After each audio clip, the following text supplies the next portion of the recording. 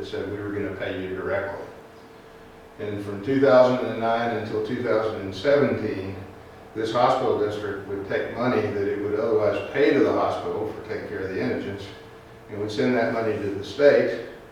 The state would pull down the federal match, and the hospital, Big Bend Regional Hospital, would get about $3 for every dollar that would have been paid to them. The beauty of that is it got us out of this owner's contract provision, and we did an amendment in 2009, and that paragraph that I showed you has now been deleted out of the development agreement. So we still have a development agreement. The development agreement says they're going to build and operate a hospital out there on that land, but the provision that requires us to turn over our cash has now been deleted out of that agreement. I know that's a little complex, but it was very fortuitous. The hospital wanted to get $3 for every indigent that they took care of instead of $1. And when I say that, it was a multiplier. And most hospitals out there continue to participate in the 1115 waiver program. Texas and the federal government are at war with each other over whether to continue the program or whether Texas should go into the standard Medicaid program like all the other states pretty much have done. About every 3 years it gets renegotiated. But since 2009, that program has still provided billions of dollars of additional revenue, federal money, that's going to your hospitals that are treating a large population that can't pay. Okay? Are we still shoveling money to the state? We are not. And the reason is, and that's my next slide here. Well, let me back up. In 2012, the state's renewal of the federal program, I'll get to your question here in just a minute, Greg.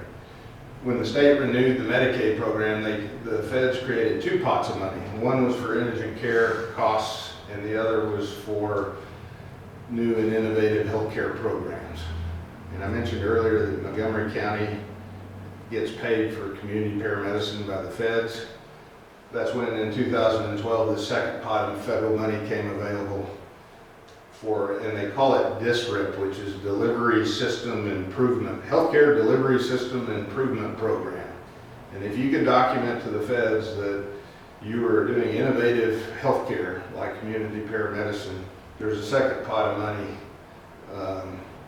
that you could draw out of for that. But in order to participate, the state was broken into different regions. The regions took proposals from healthcare entities like hospital districts and ranked them.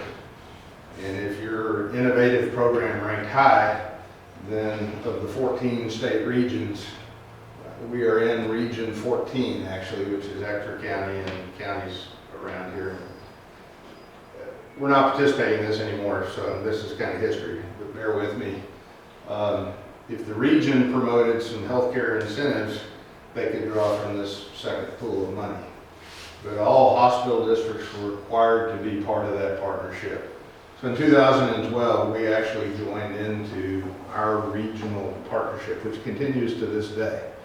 We are just not sponsoring up innovative healthcare that gets ranked by the region and then gets put up to the feds for approval.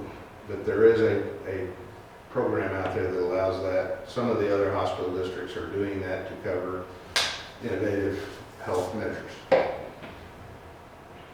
So if Turlingwood adopted a community paramedicine program and the state thought it was top ranked, actually our region would rank it first, and they thought it was top and then they ranked, present to the state. there could be funding, pool of money to fund that. That's correct.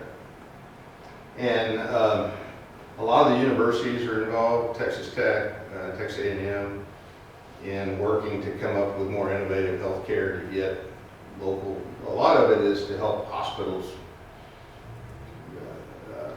curtail their red ink, keep them afloat. You know, create some new programs that keep people from showing up in the ER where it's most expensive to provide care. Anyway, in 2017, fortunately all this complexity disappeared.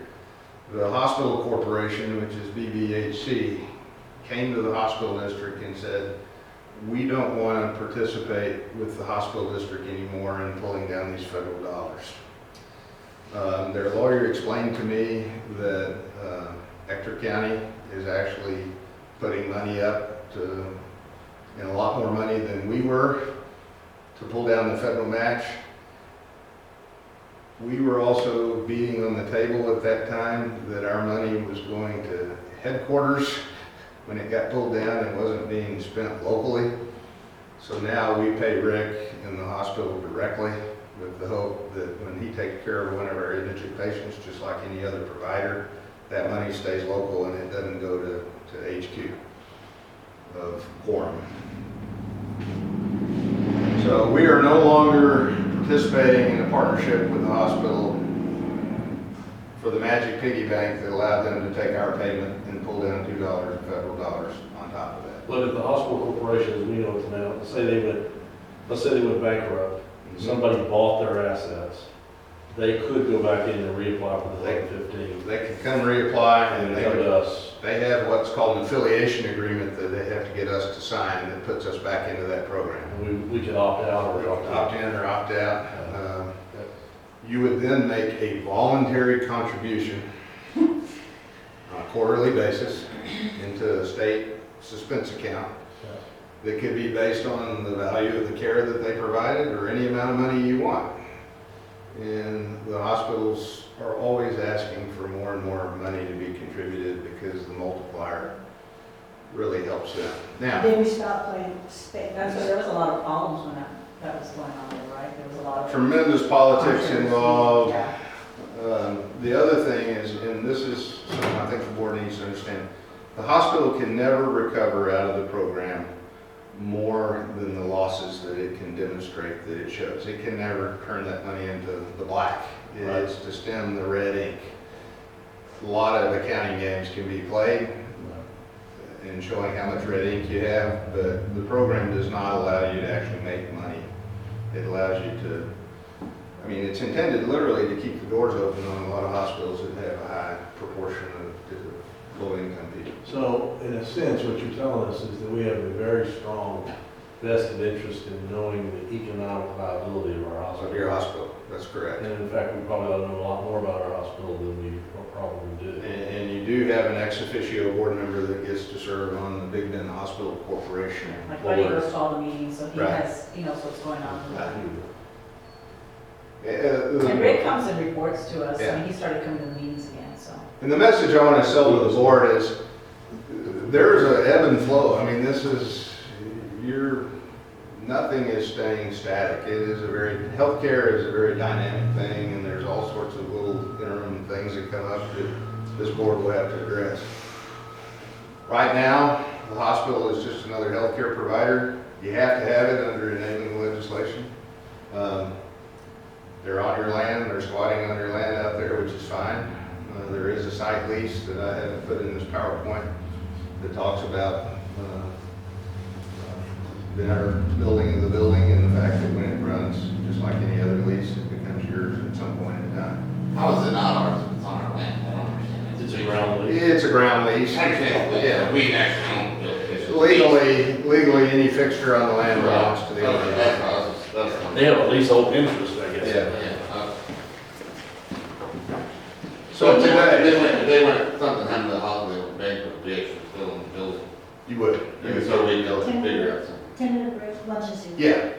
I'm on slide 31, 32 to 35, so I need like 2 more minutes and I'll be done. I don't know if Betty wants to, or Greg wants to see this or not, but just kind of wrapping it all up, here's where we are today. The district has a network of healthcare providers that it contracts with to provide healthcare to persons that qualify in our program. We no longer use a third-party administrator to value the healthcare services. That's saving you a bunch of money, $100 grand a year probably. You still have to determine whether certain services qualify under the program and whether they're medically necessary. You do need to have that medical expertise to determine whether, and as I've said before, somebody can have, a best friend had melanoma on his nose, and he had part of his nose removed and some plastic surgery to put it back. Was that elective, or was that a necessary medical service? those are some close calls you get, especially when it's reconstructive. If you've had a mastectomy and you walk for reconstructive surgery, is that elective or is that medically necessary? There are these close calls, and I would recommend, and I think you all have some movement in place to have. Is y'all aware of that? Just a lot of cancer this past year, and as far as those were super. Yeah. So there are some close calls. My friend fortunately was not indigent. He did get his nose repaired after a cancer, but I think everybody would agree that was medically necessary. It was ancillary to the cancer treatment. But where you are today is you do still have, even though you have really good software, there are going to be some times that you're going to have to determine whether certain services qualify under your program, and those are expensive. Greg, if the hospital was to go bankrupt, does that trigger anything in our lease agreement that gives us a seat at the table?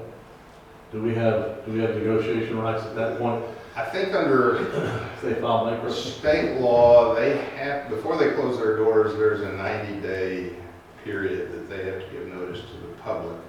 I don't think there's anything in the document that says that our contract that really gives us a seat at the table. So we couldn't effectively, so we wouldn't have control. We couldn't then say, okay, this is effectively our property, our building, and we're going to go out and pick the next time happen to that. If they were to default on the agreements that we have by going bankrupt, which is an event of default. I'm sure it is. Correct, we would be able to go claim That's what I'm talking ownership of the building.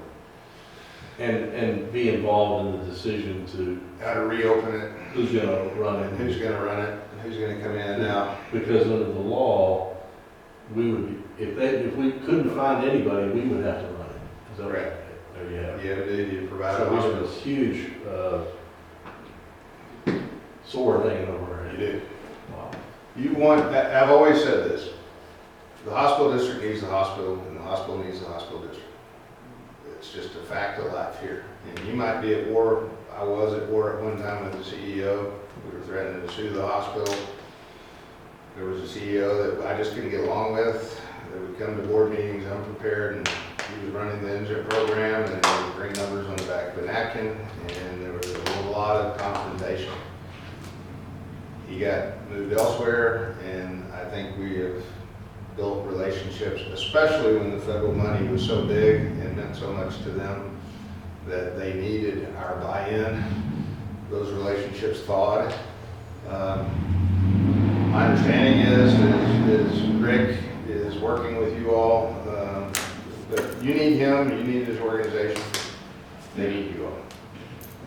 So the last thing, and this is something that I think I heard earlier from a board member, is let's talk about where we are as far as ancillary services beyond indigent care. Remember, the district is to provide hospital and medical care for your needy inhabitants. That's where your spend needs to go to. What does that include? Well, it obviously includes indigent health care. This hospital district, every October, takes grant applications for other financial support that I have to say is connected to, but maybe more tangential to indigent care. And you're not a piggy bank for other healthcare initiatives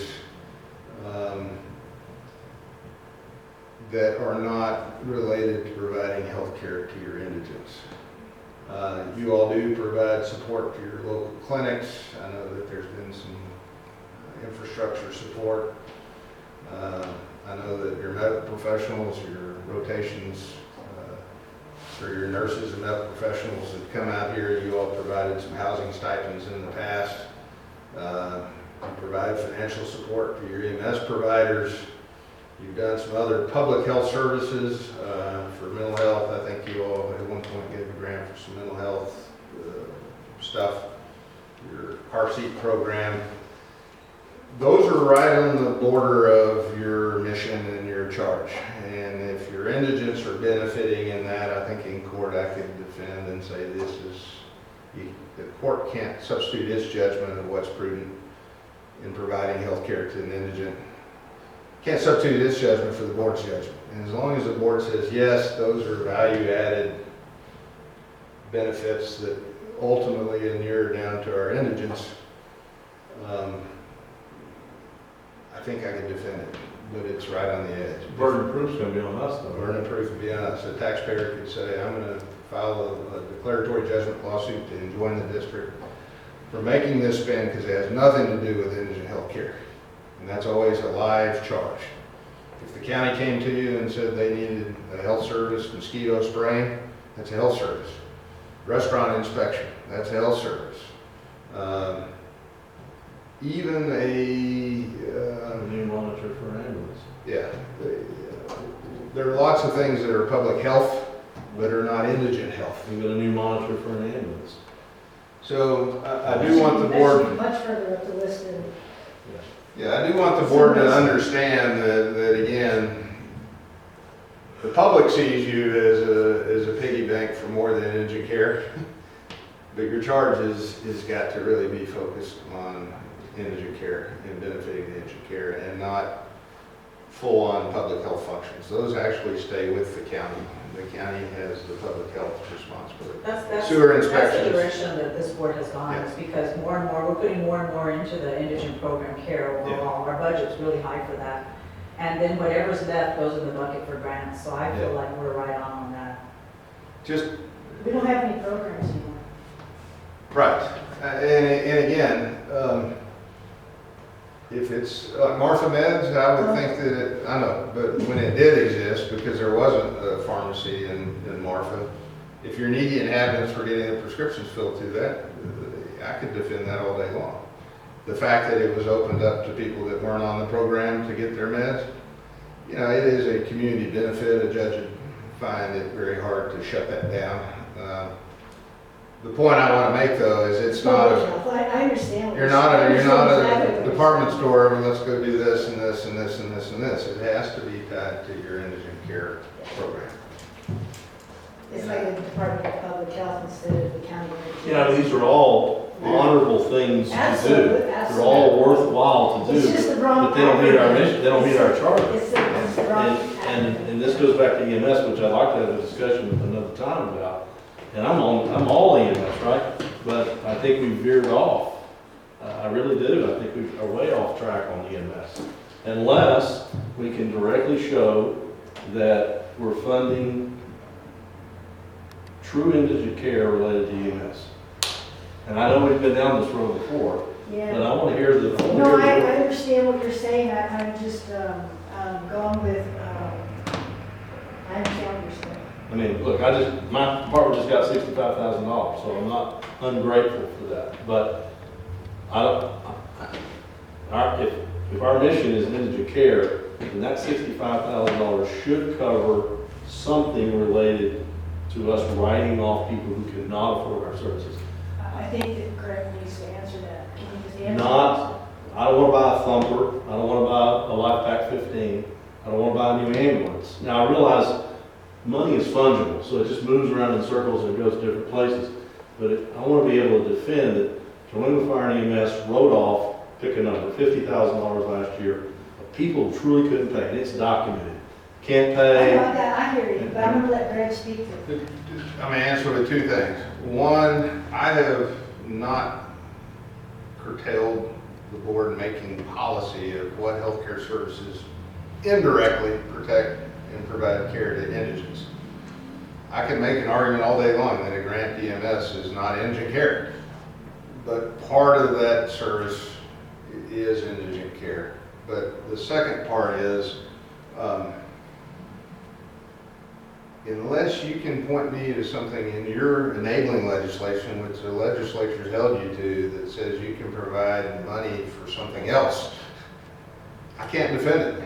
And the taxpayer says, no, let's do public immunizations, let's do mental health treatment, let's do bioterrorism and create stockpiles of vaccines and All good things. none of those are the charge of this district that you can point to the law and say, I get to do that if I want to. So there's kind of an intersection here of what is good public policy. I think the car seat program, if our indigents are getting car seats, I can supposed to defend that. A car of less than $2,000.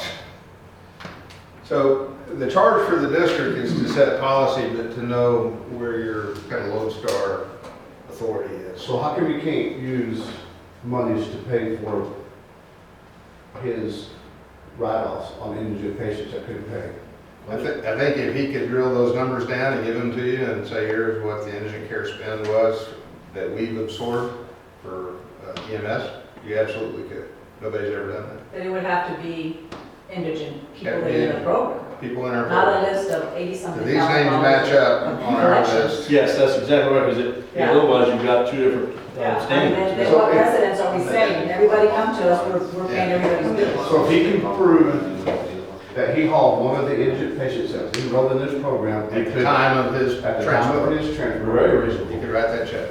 Yeah, Very that's, reasonable. yeah, and I agree with that, Yeah. but that's not what was happening in the past. No. Y'all have done more of They've a, got to be in the program.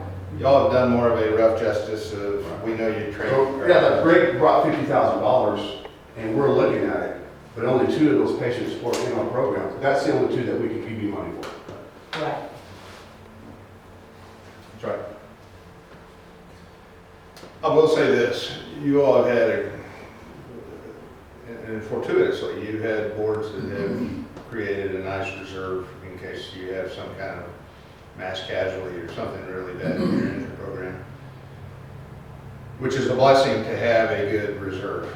The problem is when folks see your audit and see that that money's out there, they're asking, why aren't you spending it on some of these things that you should be spending it on?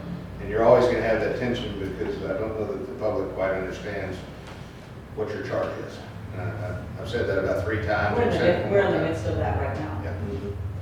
And that's why I wanted to kind of bring this full circle. That's the end of my presentation. I'll happily, I'm going to email it to you. I'd suggest you go on the website to educate people so that they can see it. That's a very good idea. I think that Yeah. it probably shows you your charge is a lot narrower than maybe what the public thinks it is.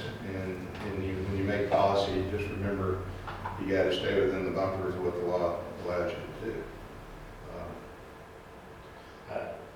Yeah, right or wrong, our charge is pretty narrow. Yeah. And that's taking care of indigent people. And your barometer can really be and this does not have to be a one-time decision. You can, if you've got extra money, you can raise your indigent threshold for that year and you can lower it. Many of my clients do that. And when people fall off the program, they have to re-enroll periodically. Is it every 6 months or every year? Every 6 months. If they don't qualify under whatever threshold you have at that time, you can raise or lower that threshold is what I'm saying. That is probably the best way to cover your spend of the amount of resources you're able to bring in is to expand or reduce that care on what you can afford. Hope this was helpful. I'm sorry it took a little longer than I That's wanted. good, it's real good. But it kind of shows you a little history. I think you're in great shape right now. You're really acting as almost an insurer for indigents. You got a healthy network. You got pharmacies now spread throughout the district. I think your clinic arrangements are vital. I think we have them all contracted with provider agreements. We've got an excellent board. Got a great board. What is our, I assume the Fabulous what is our exposure as board members? As board members, you all, for any type of negligent act, are almost totally immune unless it arises from motor-driven equipment. If you're coming to a board meeting and you hit Dropping someone, balls. so any kind of negligence or any kind of tort, you're reckless, even intentional conduct, anything that happens in this district's office, slip and fall, somebody get hurt, you're immune from liability. On top of that, I think I'm almost certain you have directors and officers insurance that is a second layer of protection. The idea is nobody should serve on a board unless they have that D&O insurance, period. But if a claim were filed, the D&O insurance would hire a lawyer and he would urge that y'all are immune.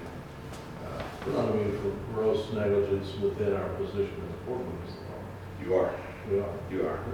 What you're not immune from is if you violate someone's constitutional rights, if you discriminate against a person because of their gender, their age, religious preference, the federal constitutional civil rights protections overcome any immunity that you have. So if you were to pass a rule that says we're not going to take care of African Americans in our educare program, you bet you'll be sued and you'll be responsible.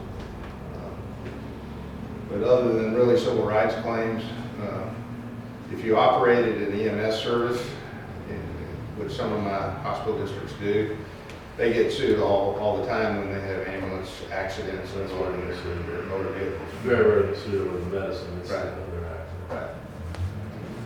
What you do have though is, and it's very powerful, is you have very active legal aid. You got Rio Grande Legal Aid, Texas Rural Legal Aid. You know, their charge is to take care of the population that you're supposed to be taking care of. And they do review these programs and they will sue to make sure you're in compliance. How much fiduciary liability is there? A lot, huh? You do for every dollar that comes in. Interestingly, if dollars are misspent under your watch or stolen, you're personally responsible for those dollars. Although again, you've got your officers and directors insurance that would cover that. But the law makes anyone that handles district money 100% responsible for those funds. So don't let any funds come up missing. I did have a county that happened.